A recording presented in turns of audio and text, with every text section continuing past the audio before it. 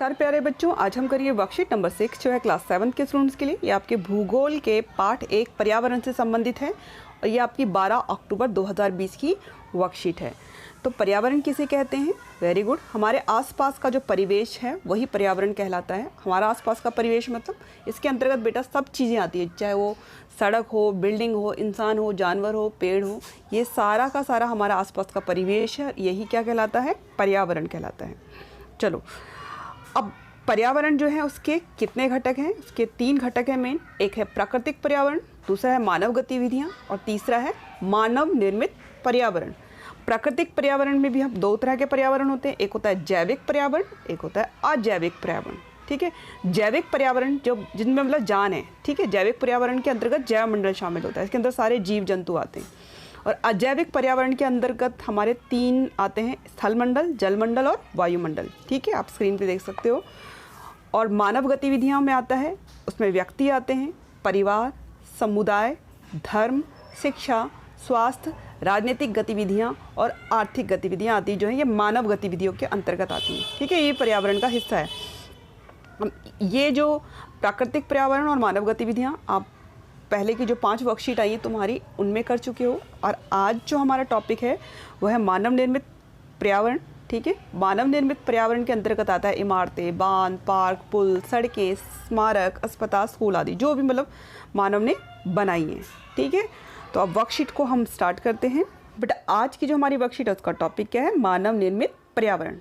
तो प्रकृति ने हमें हवा, पानी, वनस्पति, मिट्टी आदि कई चीज़ें प्रदान की हैं जो हमारे जीवन के लिए आवश्यक है। ठीक है, प्रकृति मतलब हम भगवान बोलते हैं या प्रकृति बोलते हैं, एक ही बात है। तो प्रकृति ने हमें बहुत सारी चीज़ें दी हैं। ठीक है, हवा है, पानी, वनस्पति मतलब पेड़ पौधे, बहुत सारी चीज़ें दी हैं जो हमारे जीवन के लिए ज़रूरी हैं।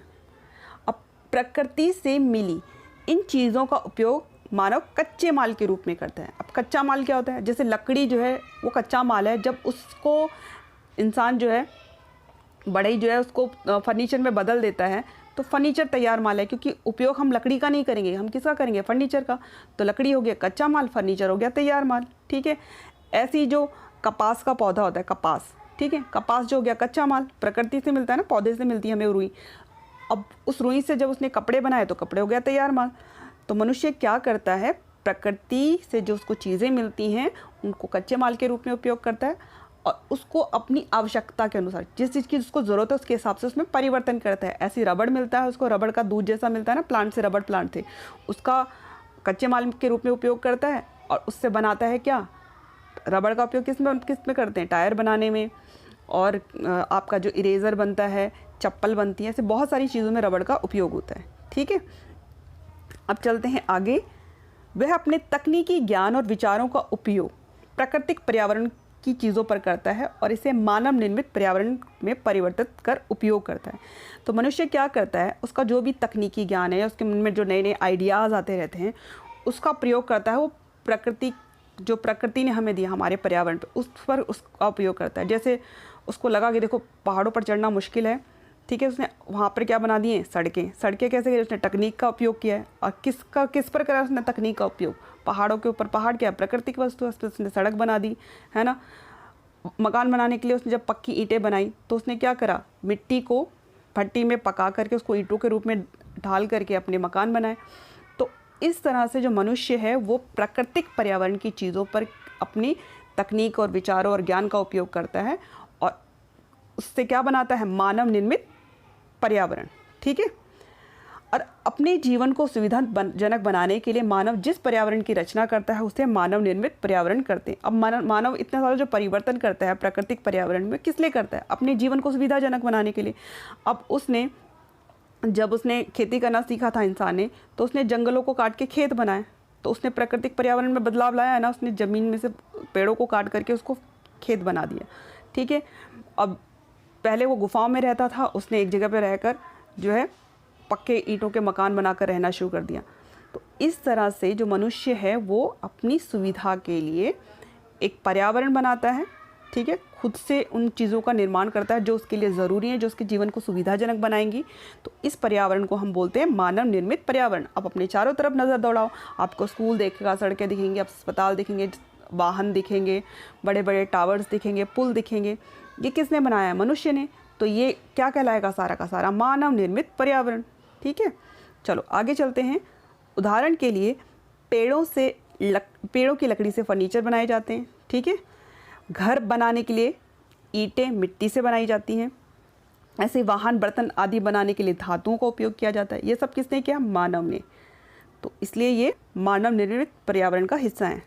कई बार क्या है, मानव निर्मित जो पर्यावरण है वो प्राकृतिक पर्यावरण पर गलत प्रभाव डालता है। ठीक है, तो मानव ने जो उसने बनाया है जो ये पर्यावरण, वो कैसे प्रभाव डालता है? मान लो उसने फैक्ट्रियाँ बनाई हैं अपने सामान, अपने लिए चीज़ों का उत्पादन करने के लिए। अब उन फैक्ट्रियों से निकलता है, उनकी चिमनियों से निकलने वाला धुआं क्या करता है? हमारे वायु को प्रदूषित करता है, यानी प्राकृतिक पर्यावरण को क्या कर रहा है? दूषित कर रहा है। ऐसे उनमें से क्या निकलता है? कचरा निकलता है केमिकल वाला, जो नदियों को हमारा दूषित कर रहा है, ज़मीन को दूषित कर रहा है।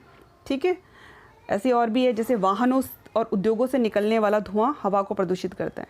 ठीक है, तो अब ऐसी हमारी जो कॉलोनियों से हमारी जो हम रहने के लिए उसने क्या करा है? बड़े बड़े नगर बसाए हैं। उन नगरों से निकलने वाला जो सीवेज है, गंदा पानी है, वो भी नदियों को दूषित कर रहा है। पानी को बिल्कुल उसने ऐसा कर दिया कि वो पीने लायक नहीं बचा, उसमें रहने वाले जो जीव हैं वो मर रहे हैं।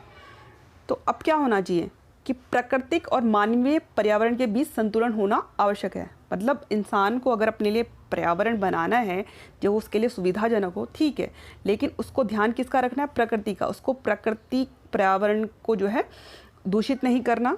ठीक है, उसको नुकसान नहीं पहुंचाना। उसको इस तरह से विकास करना है या इस तरह से अपने पर्यावरण में बदलाव लाना है कि जो प्रकृति है उसमें वो भी सही साफ सुथरी बनी रहे।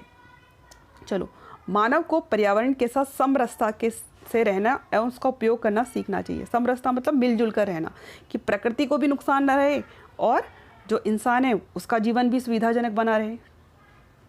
चलो आगे चलते हैं। मानव निर्मित पर्यावरण के अंतर्गत क्या क्या है? देखो, सड़क है, पुल, उद्योग, इमारतें, स्मारक, पार्क, ये सारा क्या है? मानव निर्मित पर्यावरण, क्योंकि इसको मानव ने बनाया है। चलो अब आते हैं इसके प्रश्न उत्तर पर। अब है प्रश्न 1, मनुष्य अपने पर्यावरण में परिवर्तन क्यों करता है? तो इसका उत्तर है, मनुष्य अपनी आवश्यकताओं को पूरा करने के लिए तथा अपने जीवन को सुविधाजनक बनाने के लिए अपने पर्यावरण में परिवर्तन करता है। अब है प्रश्न 2, अपने आसपास से उन चीज़ों की सूची बनाइए जो हमारे पर्यावरण के लिए खतरा है। तो इसकी सूची में सबसे पहले कारखानों से निकलने वाला रासायनिक कचरा, गंदे नालों का पानी, प्लास्टिक का कचरा, वाहनों से निकलने वाला धुआं, ये सब जो है हमारे पर्यावरण के लिए खतरा है। और भी चीज़ें बेटा आप इस लिस्ट में, सूची में ऐड कर सकते हो। ठीक है, अब चलते हैं अगले प्रश्न की ओर। अपने आसपास से कुछ उदाहरण देकर निम्नलिखित तालिका को भरिए।